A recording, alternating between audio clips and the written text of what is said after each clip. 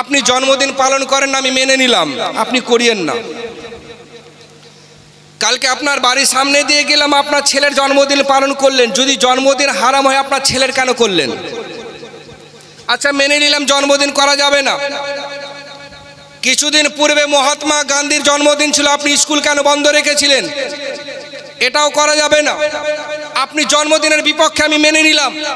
আপনি যদি জন্মদিনের বিপক্ষ হন, আরো যে স্কুল হয়, কলেজ হয়, ইত্যাদি ইত্যাদি, নেতাজি জন্মদিন, আজকে মহাত্মা গান্ধীর জন্মদিন, আজকে নজরুলের জন্মদিন, আজকে আপনার খ্রিস্টান জন্মদিন, ইত্যাদি ইত্যাদি, এই সমস্ত জন্মদিনে আপনি একমত হয়ে যাচ্ছেন। আর যখনই আমার নবীর জন্মদিনের কথা চলে আসছে আপনি তখন দ্বিমত হয়ে যাচ্ছেন।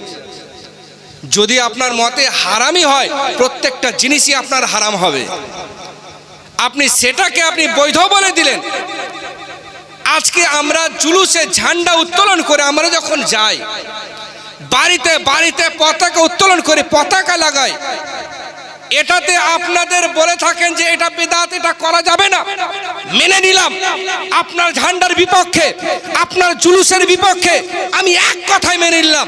আপনারা করেন না, আপনাদের জোরও করব না, আপনারা করিয়েন না।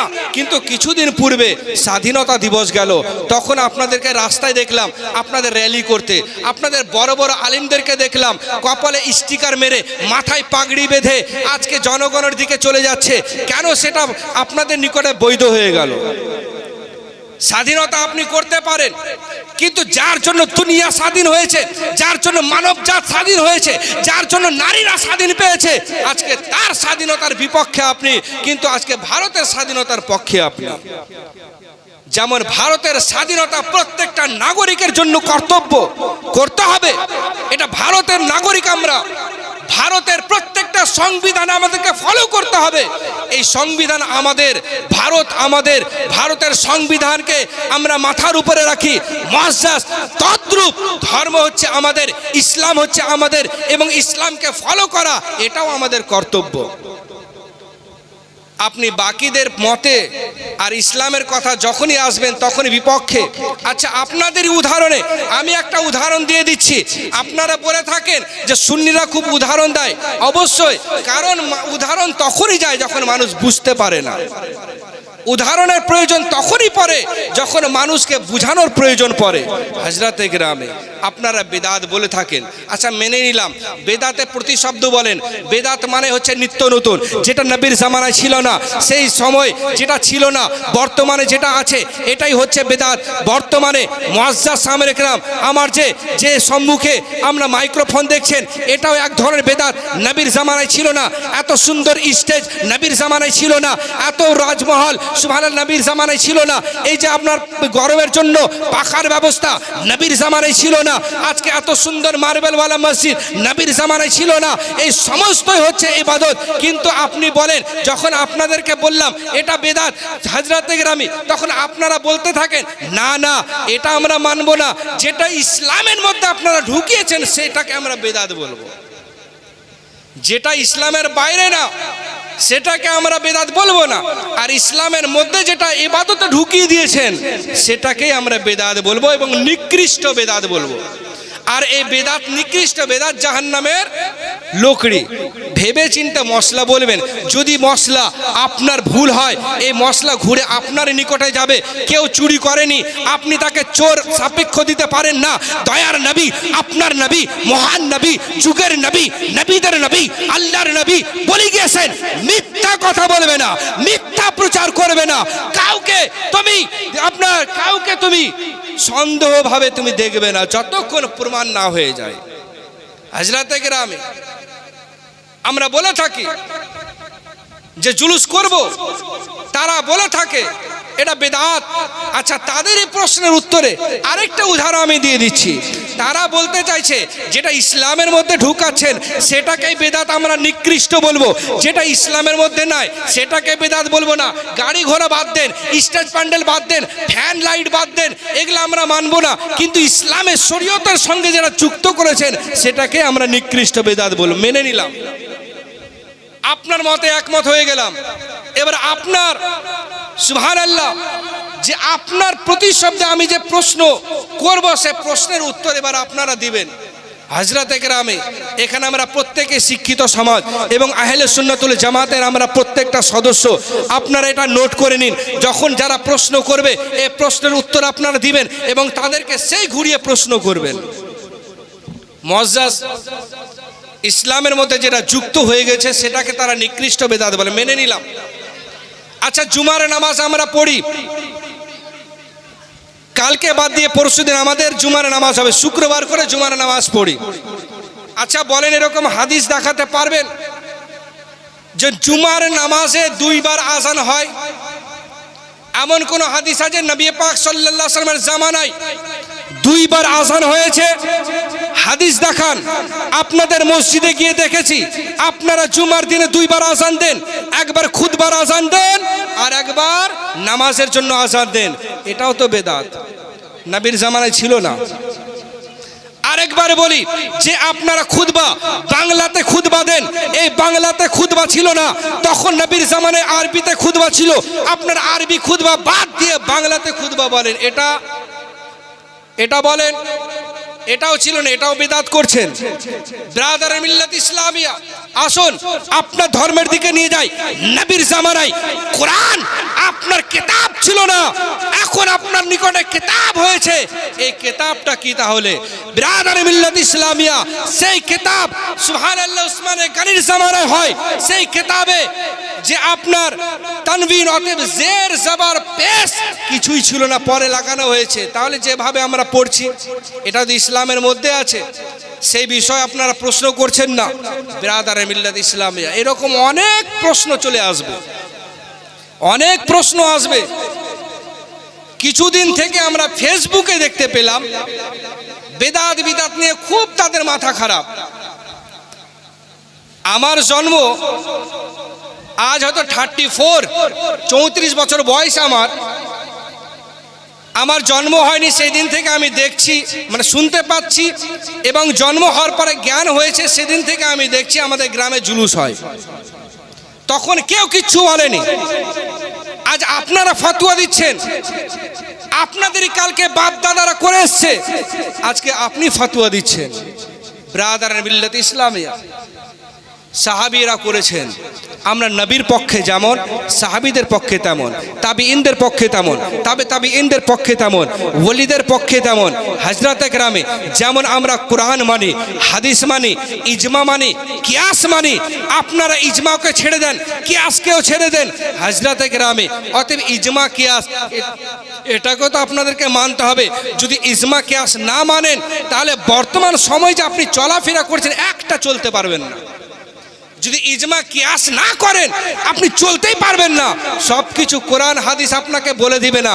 তার জন্য কিছু এমনই বাস্তব জীবন আমাদের নিকটে এসেছে যে জীবনটাকে কোরআনের সঙ্গে মিলিত করতে পারবেন না, যে জীবনটাকে হাদিসের সঙ্গে মিলাতে পারবেন না, সেটার জন্য আপনাকে ইজমা কিয়াসের প্রয়োজন পড়বে। হযরতে কেরাম, আপনি ইজমা কিয়াস করেন না। মুআজ্জাজ, সেই বিষয়ে আমি যাইনি আর যাব না। অনেক ফেসবুকে আমি কমেন্টও করেছিলাম যে সময় যদি থাকে ভাই তোমরা যেভাবে কথা বলছো সামনাসামনি বসো, গ্যারান্টি আমার, প্রশাসন আমার, সব কিছু থাকবে, ডাইরেক্টলি কথা হবে। ব্রাদার মিল্লাত ইসলামী আপনার বড় বড় আলেম, মুহাদ্দিস, মুহাক্কিক, মুফাক্কির যা আছে আপনি নিয়ে আসেন, আর আমার নিকটে যে মুহাদ্দিস, মুহাক্কিক, মুফাক্কির রয়েছে আমি সামনে নিয়ে আসবো। ফেস টু ফেস হয়ে যান। আমাদের মধ্যে দ্বন্দ্ব কেন? আমাদের মধ্যে দ্বন্দ্ব কেন হচ্ছে? কিছু মানুষের জন্য হচ্ছে, কিছু আলেমদের জন্য হচ্ছে। দ্বন্দ্ব কেন হবে? আমরা একটা গ্রামে বসবাস করি, আমরা একই মসজিদে নামাজ আদায় করি, আমরা একই ইমামকে মানি, অতএব দ্বিমত কেন হবে? বুঝার ভুল, বুঝার জায়গায় ভুল করছেন, তাহলে বুঝতে হবে। হয় আপনি বুঝিয়ে দেন, না হয় আমার কাছে নিজে এসে বুঝে নেন।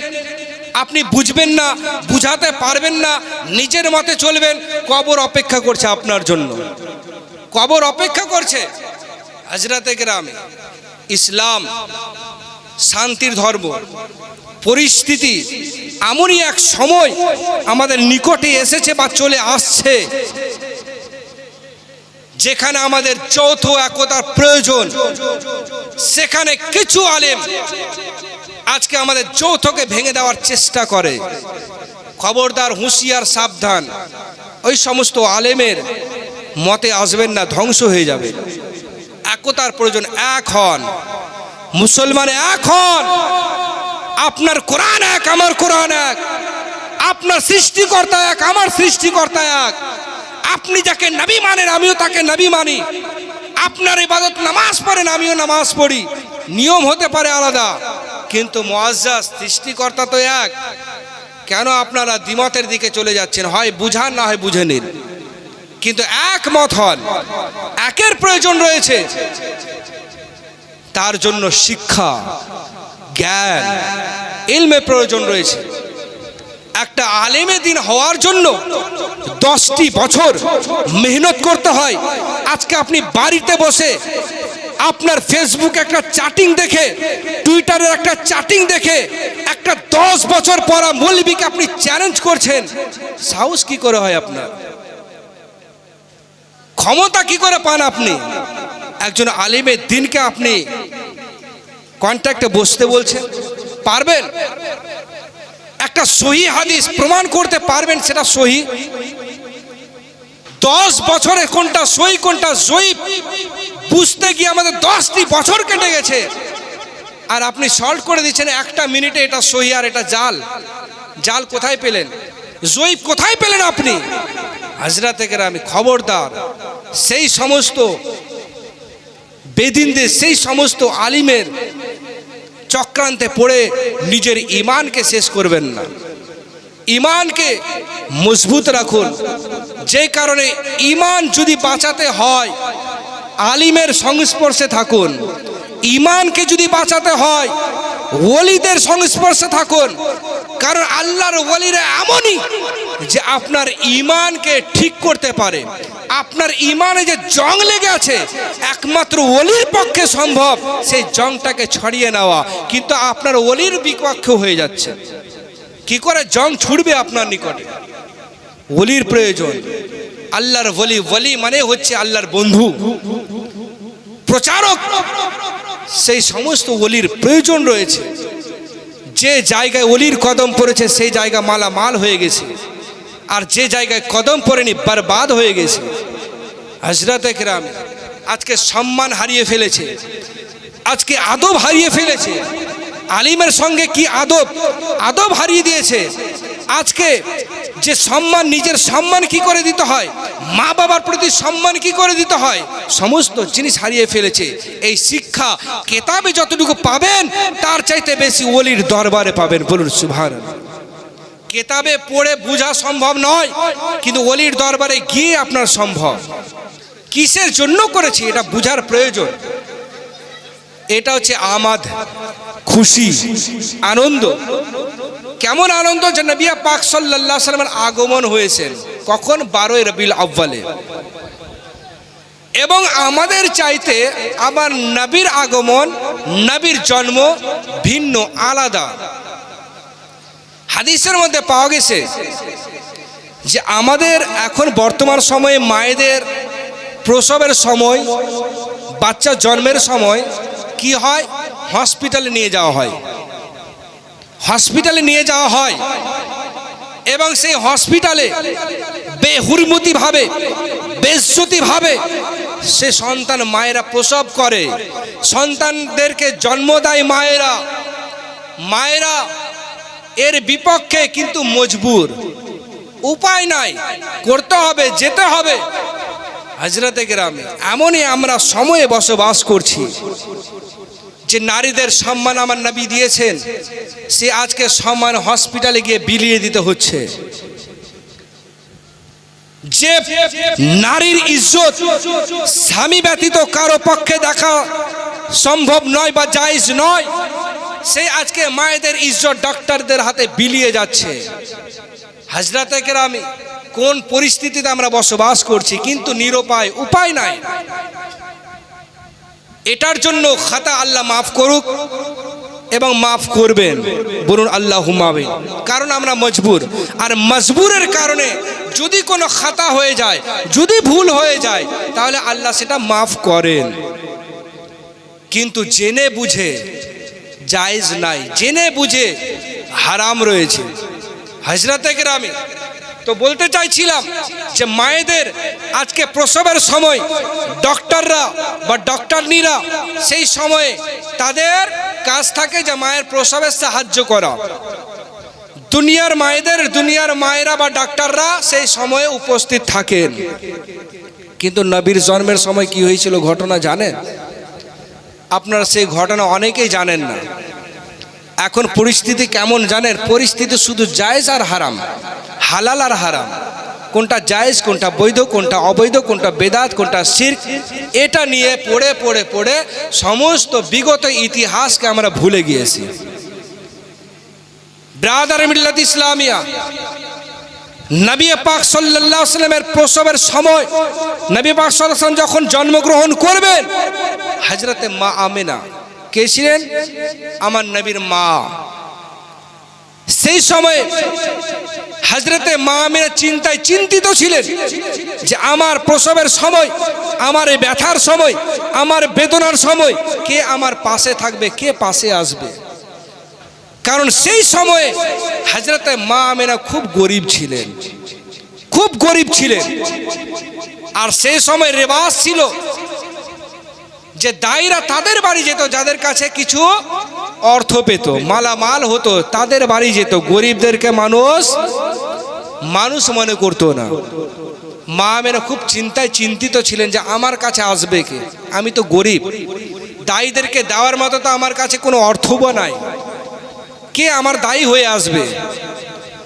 ব্রাদার মিল্লাত ইসলামিয়া, হাদিসের মধ্যে প্রমাণিত হয়ে যায়, হাদিসের মধ্যে পাওয়া যায় হযরতে মা আমিনার প্রসবের সময় স্বয়ং আল্লাহ তাআলা জান্নাত হতে 4 জন নারী দুনিয়ার বুকে প্রেরণ করলেন, মা আমিনার ঘরে প্রেরণ করলেন। একজন ছিলেন হযরতে মা হাওয়া, একজন ছিলেন হযরতে মা আসিয়া, একজন ছিলেন মা হাজরা এবং একজন ছিলেন হযরতে মা মারিয়াম। 4 জন মহিলা আমার মা আমিনা রাদিয়াল্লাহু তাআলা আনহার দরবারে ঘরে প্রবেশ করলেন। হযরতে মা আমিনা জিজ্ঞাসা করলেন, ও মা তারা তোমরা কে বলো বলো। হযরতে মা হাওয়া বললেন, আমি হচ্ছি হাওয়া। আরেকজন বললেন মা আসিয়া, আরেকজন বললেন আমি হাজরা, আরেকজন বললেন মারিয়াম। বলছে কেন এসেছো? বলছে তোমার ব্যথার বেদনা শুরু হয়ে গিয়েছে। আজকে তোমার যে গর্ভ হতে যে সন্তান জন্মগ্রহণ করবে সে সাধারণ সন্তান নয়, সেই সন্তান হচ্ছে বিশ্বের নবী, দয়ার নবী, রহমতের নবী, নবী মুহাম্মদ মুস্তাফা সাল্লাল্লাহু আলাইহি সাল্লাম। বলুন সুবহানাল্লাহ। তাহলে 4 জন নারী আমার নবীর জন্মের সময় মা আমিনার ঘরে এসেছিলেন। কয়জন? 4 জন। আচ্ছা বলেন, আমাদের মায়েদের ঘরে কই একজন এলেন না? মা আমিনার ঘরে 4 জন এলেন, কই আমাদের মায়ের ঘরে একজন এলেন না? তাহলে বুঝে নিতে হবে আমার আর উনার মধ্যে অনেক পার্থক্য। বুঝা গেল? দ্বিতীয়ত আরেকটা নিয়ে যাই, যখন আমাদের বাচ্চারা জন্মগ্রহণ করে তখন কি হয়? পুরুষদের মধ্যে খাতনা, অতএব মুসলমানি করা থাকে না। মুসলমানি কি হয়? দুনিয়াতে এসে করতে হয়, সে 2 বছরে হোক, 2.5 বছরে হোক, 3 বছরে হোক, আমরা করে থাকি। কিন্তু আমার নবী পাক সাল্লাল্লাহু আলাইহি সাল্লামের যখন জন্ম হচ্ছেন, দাই দেখতে আসেন, মা আমিনা দেখতে আসেন, আমার সন্তানের যেন খাতনা করা রয়েছে। বলুন সুবহানাল্লাহ। আমার নবীর খাতনা পেট থেকেই করা ছিল। বলুন সুবহানাল্লাহ। আরেকটা দেখে নিন, হাদিসে পাওয়া গেছে, কি পাওয়া গেছে? যে আজকের সন্তানটা যেটা জন্মগ্রহণ করে কি হয়? নিজের নাভির সঙ্গে মায়ের নাভির একটা যুক্ত থাকে। কি থাকে? একটা আপনার পাইপ বা রগ আপনার থাকে, যেটাকে আমরা নাভি বলে থাকি, নাভির দড়ি থাকে না? সে নাভিটা কি করে? দুনিয়াতে যখন জন্ম হয় সে নাভিটাকে কেটে দেয়, আলাদা করে দেয়। কিন্তু আমার নবী, আপনার নবী, দোজাহানের নবীর সঙ্গে নাভি যুক্ত ছিল না। বলুন সুবহানাল্লাহ। পার্থক্য বুঝতে পারছেন? কি করে ভাবছেন তিনি আমাদের মতো? যা হোক, এটাও গেল। আরো প্রমাণ দিয়ে থাকি। ব্রাদার মিল্লাত ইসলামিয়া, যখন হযরতে মা হালিমা রাদিয়াল্লাহু তাআলা আনহা আসছেন, মানে রেওয়াজ ছিল মক্কার সেই সময় কি রেওয়াজ ছিল যে বাচ্চা জন্মগ্রহণ যাদের করবে দায়রা এসে দুধ মা হিসেবে সে বাচ্চাকে নিয়ে নেবে এবং তার কাছে কিছু অর্থ পাবে। সে অর্থের লোভে হোক, সংসার চালানোর জন্য হোক, সে বাচ্চাকে তারা দুগ্ধ পান করার জন্য নিয়ে নেন এবং যতদিন পর্যন্ত দুগ্ধ পান করেন ততদিন পর্যন্ত তিনার বাড়িতে থাকেন। তারপরে দুগ্ধ যখন ছেড়ে দেন তখন আবার তিনার নিজের মায়ের কাছে রেখে দেন। তখনকার রেওয়াজ ছিল। তো হযরতে মা হালিমা তিনি উটনির উপরে আসছেন, সমস্ত উটনির পিছনে হযরতে মা হালিমা ছিলেন। তিনি ভাবলেন মক্কায় আর মনে হয় সন্তান পাওয়া যাবে না, আমাকে খালি হাতে ঘুরে যেতে হবে। কিন্তু আল্লাহর কুদরত দেখুন, মা হালিমা বাচ্চা পেলেন কোথায়? তো মা আমিনার ঘরে। সুবহানাল্লাহ, আমার নবীকে পেয়ে গেলেন। বলুন সুবহানাল্লাহ। তো যখনই বাচ্চা উটনির উপরে বসা হলো, যে সমস্ত উটরা আগে বেরিয়ে গিয়েছিল সমস্ত উট চাইতে এ উটনি এগিয়ে গেল। বলুন সুবহানাল্লাহ। পার্থক্য বোঝা গেছে? আরো পার্থক্য আপনাদেরকে দিই। সুবহানাল্লাহ, যখন যুবককাল আমার নবীর বয়স যখন 25 বছর, সুবহানাল্লাহ, সেই সময়ের ঘটনা যে হযরতে মা খাদিজা রাদিয়াল্লাহু তাআলা আনহা তিনি ছিলেন সেই সময়ে বাদশার স্ত্রী, সম্রাটের স্ত্রী, এবং তিনার মহলে সকলে কাজ করতে যেত, কর্মচারী হিসেবে কাজ করতো কিছু অর্থ পাওয়ার জন্য। তো সেই জায়গায় আমার নবী পাক সাল্লাল্লাহু আলাইহি সাল্লামও সেই মহলে যেতেন। কিন্তু হযরতে খাদিজা রাদিয়াল্লাহু তাআলা আনহা তিনি ফলো করতেন যে মানুষ যখন আসে আমি সব মানুষকে দেখতে পাই, কিন্তু ওই যুবক ছেলেকে দেখতে পাই যখন রাস্তা দিয়ে আসে গাছগুলো যেন ঝুঁকে যায়। বলুন সুবহানাল্লাহ। গাছগুলো ঝুঁকে যায় এবং সূর্যকে দেখতে থাকি যে সূর্যের নিচে মেঘ লেগে থাকে। অতএব রোদের ছাটা, রোদের যে ছায়া, রোদ, সে রোদটা আমার নবীর গায়ে লাগে না। বলুন সুবহানাল্লাহ। পার্থক্য বুঝতে পারছেন? কারণ নবীর রোদ গায়ে লাগে না। এই কারণে লাগে না, ব্রাদার মিল্লাত ইসলামিয়া এটাকে তাফসীরের মাধ্যমে বলা হয়েছে যে নবী পাক সাল্লাল্লাহু আলাইহি সাল্লাম একজন সম্মানিত মহান যুগের মহান নেতা, সম্মানিত ব্যক্তি। সুবহানাল্লাহ। অতএব তিনার আদব এহতারাম সুবহানাল্লাহ অনেক বেশি। অতএব তিনার আদব প্রত্যেকটা মানুষের উপরে ফরজ। অতএব আদব করতে হবে।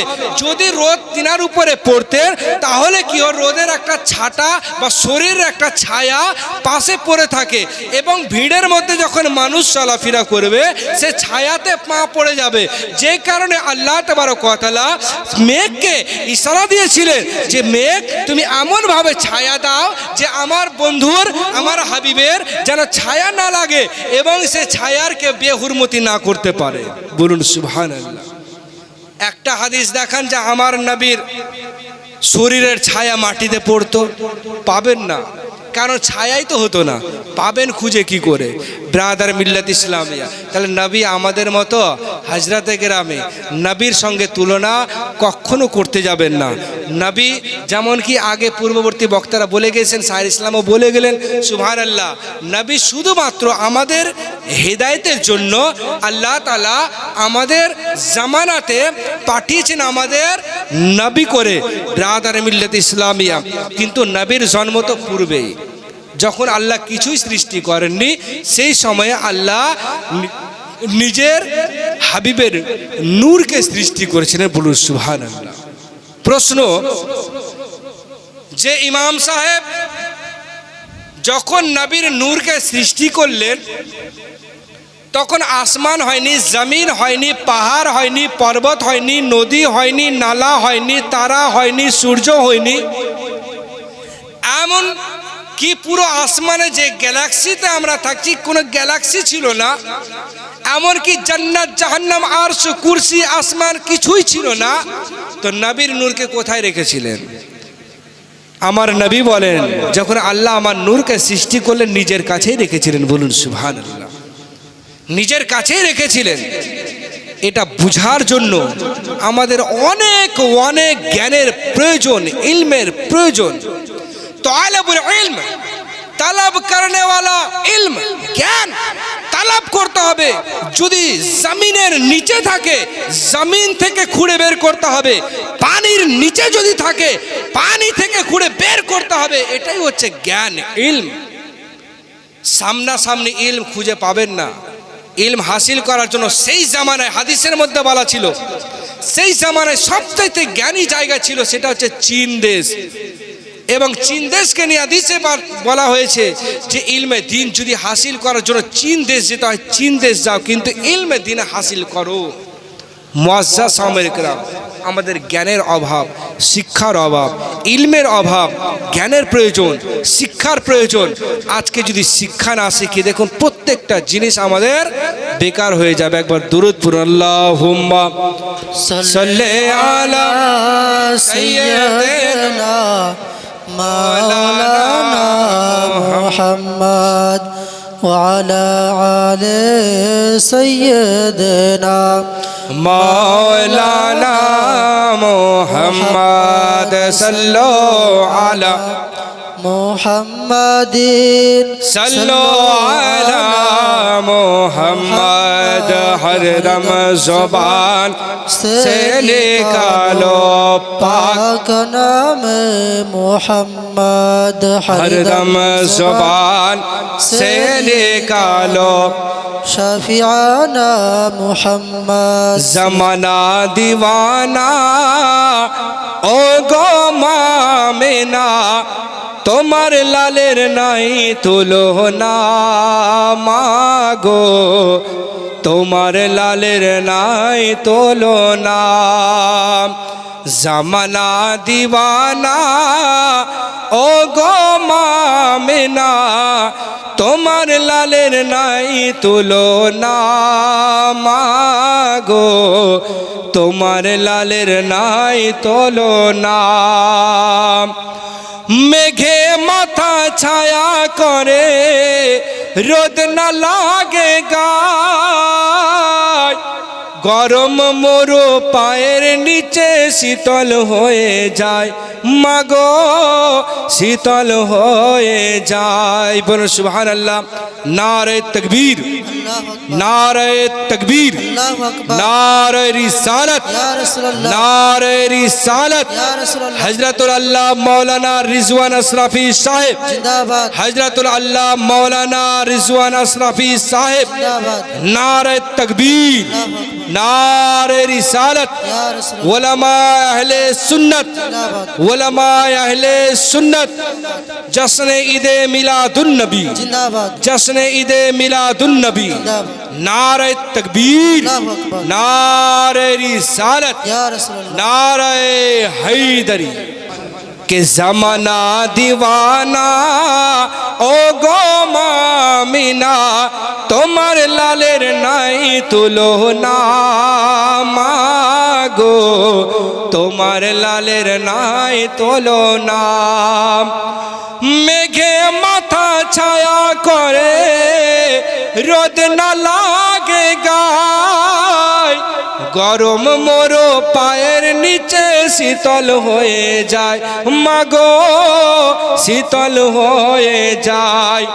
নুরানি বদনে হাওয়া চলে সনসনে, নুরানি বদনে হাওয়া চলে সনসনে। খেজুর পাতা হিলাই সব ডানা মাগো, তোমার লালের নাই তুলনা মাগো, তোমার লালের নাই তুলনা। কে মোদের নবীর জন্ম হলো যেদিন মক্কায়, শুকনো গাছে ফুল ফুটিল মরু সাহারায় মাগো, মরু সাহারায়। বলুন সুবহানাল্লাহ। যেদিন আমার নবী দো জাহানের নবীর জন্ম হচ্ছে, সেই মরুভূমিতে শুকনো গাছে ফুল ফুটেছে। এখনো যিনারা হজ করতে যান তিনারা দেখতে পান একটি গাছ, যে গাছটা মরে গিয়েছিল, শুকনো হয়ে গিয়েছিল, কিন্তু আমার নবী দো জাহানের নবী সেই গাছের নিচে ছায়া হিসেবে বসে গিয়েছিলেন এবং সেই গাছটাকে হাত লাগিয়েছিলেন। এখনো পর্যন্ত সেই গাছ জীবিত রয়েছে, জিন্দা রয়েছে। যিনারা হজ করতে যান তিনারা দেখতে পান, বলুন সুবহানাল্লাহ। কে মোদের নবীর জন্ম হলো যেদিন মক্কায়, আরে শুকনো গাছে ফুল ফুটিল মরু সাহারায়, মাগো মরু সাহারায়। নবীরা কে ইশারায় গাছে সে সালাম জানায়, নবীরা কে ইশারায় গাছে সে সালাম জানায়। আসমানের চাঁদ যাহার খেলনা, মাগো তোমার লালেরা নাই তুলনা। হযরতে মা হালিমার ঘরে যখন আমার নবী মুস্তাফা সাল্লাল্লাহু আলাইহি সাল্লাম যখন শিশু অবস্থায় শুয়েছিলেন, ব্রাদার মিল্লাত ইসলামিয়া, রাতের বেলায় যখন হযরতে মা হালিমার ঘুম ভেঙে গিয়েছে, মা হালিমা দেখতে আসেন আমার নবী মুস্তাফা সাল্লাল্লাহু আলাইহি সাল্লাম যেন খেলা করতে আসেন, আঙ্গুলকে যেন ইশারা দিয়ে খেলতে রয়েছেন, আঙ্গুল যেন একবার এদিকে করেন একবার ওই দিকে করেন। আমার হযরতে মা হালিমা খুব গরিবী ছিলেন, উপরে ছাউনি ছিল কিন্তু উপরের ছাউনিটা ছিল ফাঁকা, উপরের ছাউনি ক্লিয়ার ছিল না, উপরের ছাউনি দিয়ে আসমান দেখা যেত। ব্রাদার মিল্লাত ইসলামিয়া, হযরতে মা হালিমা দেখতে আসেন আমার নবী যেন আমার শিশু যেন খেলা করতে আসে, আঙ্গুলকে যেন হিলাহিলি করছে, উপরের দিকে যেন করতে আসে। কি করছে একবার দেখা যাক। যখন সেই ফুটো দিয়ে দেখতে আসেন যেন চাঁদ নিয়ে খেলা করে, যখন দেখছে আঙ্গুল যখন ডান দিকে যায় চাঁদ যেন ডান দিকে চলে যায়, যখন বাম দিকে আঙ্গুল করে যেন চাঁদ বাম দিকে চলে যায়, সামনের দিকে যখন আঙ্গুল করে চাঁদ যখন সামনে চলে আসে, পিছনের দিকে যখন আঙ্গুল করে অতএব পিছনের দিকে চাঁদ চলে আসে।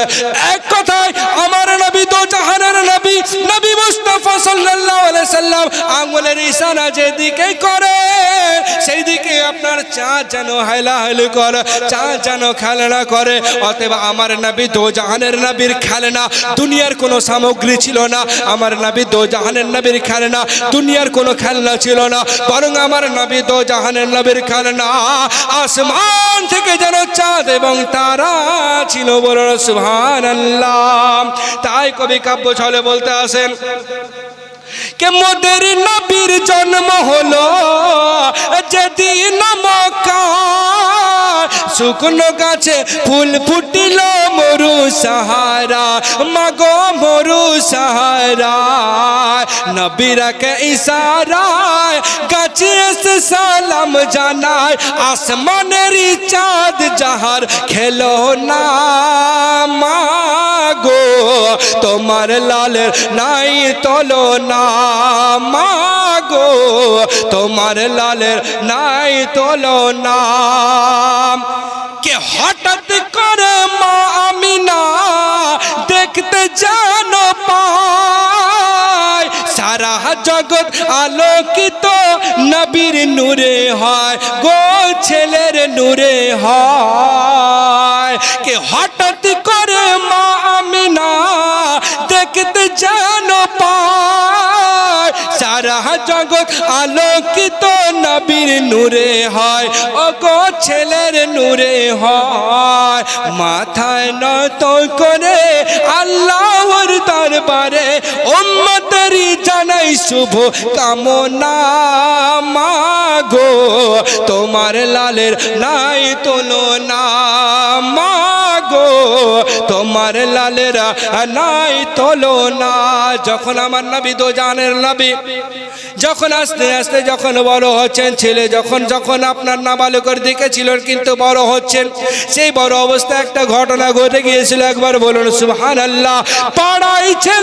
পাড়ার ছেলেরা ঝাঁকে ঝাঁকে হালিমাকে কয়, তোর মুস্তাফাকে দেনা মাগো সঙ্গে নিয়ে যায়, মাগো সঙ্গে নিয়ে যায়। যখন হযরতে মা হালিমার ঘরে আমার নবী আপনার নবী দো জাহানের নবী যখন ছিলেন, তখন পাড়ার ছেলেরা ঝাঁকে ঝাঁকে এসে সেই হযরতে হালিমাকে বলতেছিলেন, ও মা হালিমা তোমার ছেলে সেই মুস্তাফাকে দাও না গো, আমরা সেই ছেলের সঙ্গে আমরা খেলা করব, সেই ছেলেকে আমরা সঙ্গে নিয়ে যাব। কেন সঙ্গে নিয়ে যাব একবার বলুন সুবহানাল্লাহ। কে পাড়ার ছেলেরা ঝাঁকে ঝাঁকে হালিমাকে কর তোর মুস্তাফাকে দেনা মাগো সঙ্গে নিয়ে যায়, মাগো সঙ্গে নিয়ে যায়। যাব মেসি চরণে থাকবে মোদেরই সনে, যাব মেসি চরণে থাকবে মোদেরই সনে। কোথায় আছে লাল বলো না মাগো, তোমার লালের নাই তোলো নাম। হযরতে মা হালিমার যখন ঘরে ছিলেন হযরতে নবী মুস্তাফা সাল্লাল্লাহু আলাইহি সাল্লাম তিনার ভাইদের সঙ্গে বন্ধুদের সঙ্গে মেষ চরানোর জন্য গিয়েছিলেন। সেই মেষ চরাতে চরাতে গিয়ে সুবহানাল্লাহ সে একটা মেষ সুবহানাল্লাহ একটা দিন আমার নবী মুস্তাফা সাল্লাল্লাহু আলাইহি সাল্লাম যাননি। যেদিন যাননি সেদিনকার ঘটনা শুনে নিন। সেদিন কি হয়েছে, ছাগল যতটুকু ছিল, ভেড়া যতটুকু ছিল, বাঘেরা সকলকে নিয়ে চলে গিয়েছিল। কান্না করতে করতে যেন নবীর দুধ ভাইরা যেন চলে এসেছে মা হালিমাকে বলতে আসে, ও মা গো, আজকে আমার সমস্ত মেষ যেন, সমস্ত ছাগল যেন, সমস্ত ভেড়া যেন বাঘেরা নিয়ে গেছে, সব মনে হচ্ছে খেয়ে যাবে। আমরা গরিব মানুষ, এত ছাগল যদি নিয়ে চলে যায় আমরা কি করে চলবো, কি করে সংসার চালাবো? আমার নবী তো জাহানের নবী বাল্যকাল ছোট্ট অবস্থায় তিনি বলতে আছেন, ভাই চলো চলো, কোন বাঘেরা নিয়ে গিয়েছে। সঙ্গে সঙ্গে আমার নবী মুস্তাফা সাল্লাল্লাহু আলাইহি সাল্লাম চলে গেলেন। অনেক বড় ঘটনা, সত্য ঘটনা আপনার সংক্ষেপের মধ্যে বলি। সেই নবী মুস্তাফা সাল্লাল্লাহু আলাইহি সাল্লাম যখন বাঘেদের সম্মুখে চলে গেলেন, বাঘ তখন নবী মুস্তাফা সাল্লাল্লাহু আলাইহি সাল্লাম বলেন, ও বাঘেরা বলো বলো, কে আমার ছাগলকে নিয়ে এসেছে, কে আমার ভেড়াকে নিয়ে এসেছে? একটি ছাগল সম্মুখে এসে উপস্থিত। আমার নবী তো জানেন নবীর দিকে যেন আপনার আদবের সঙ্গে বসে গিয়ে বাঘ বলছে, ও নবী গো, আজকে আপনি আসেননি, আপনি যখন আসতেন আমরা গাছের ঝোপে লুকিয়ে লুকিয়ে আপনার দিদার করতাম, আপনার চেহারা দেখতাম, মনের মধ্যে তৃপ্তি পেতাম, মনের মধ্যে শান্তি পেতাম। কিন্তু আপনি যখন আসেননি আমরা কিন্তু তৃপ্তি পাইনি, যে কারণে ছাগলকে নিয়ে গেছি। আমরা জানতাম ছাগল ছড়ানোর জন্য আপনি আসবেন, আর আপনি যখন আসবেন আপনার দিদার আমরা করে নিব। বলুন সুবহানাল্লাহ। আমার নবী দো জাহানের নবী, সুবহানাল্লাহ। আমার নবীকে গাছেরা চিনল, আমার নবীকে বাঘেরা চিনল, আমার নবীকে হরিণ চিনল, এমনকি গুহার সাপ পর্যন্ত চিনল। আজকে চিনছি না কিছু মানুষ। আল্লাহ হিদায়েত করুক সেই সমস্ত মানুষকে যারা নবীকে চিনতে ভুল করে, তারা যেন বেশি বেশি করে চিনে নেয়।